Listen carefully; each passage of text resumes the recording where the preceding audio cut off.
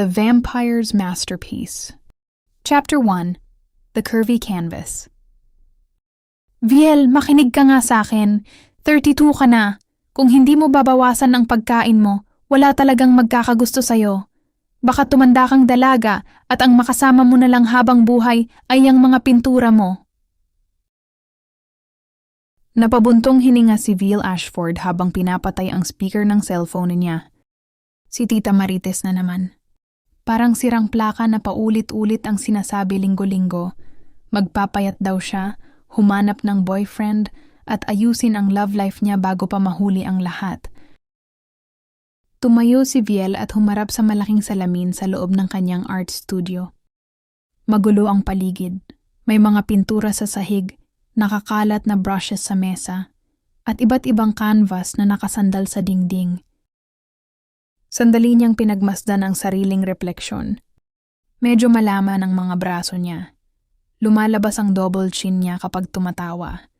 At ang kurba ng katawan niya ay hindi kasya sa karamihan ng damit na mabibili sa mall. Pero sanay na siya. 32 years old na siya. At matagal nang nakikipagsabayan sa mga mapanghusgang tingin ng ibang tao. Hindi na bago sa kanya ang mga komento tungkol sa timbang niya. Pero kapag may hawak siyang paintbrush, ibang usapan na yon. Doon niya nararamdaman na siya ang may control sa mundo niya. Doon siya malaya. Sino ba kasing nagsabing naghahanap ako ng lalaki? Bulong niya habang pinupunasan ng asol na pintura sa pisngi gamit ang likod ng kanyang kamay.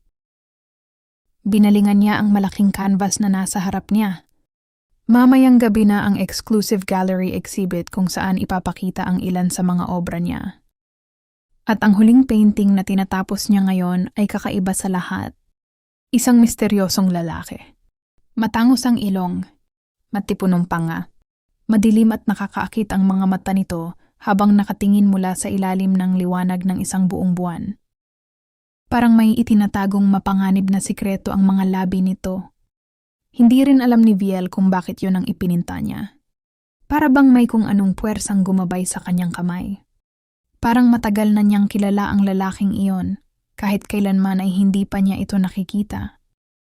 Sana may bumili sa'yo mamaya, biro niya sa painting.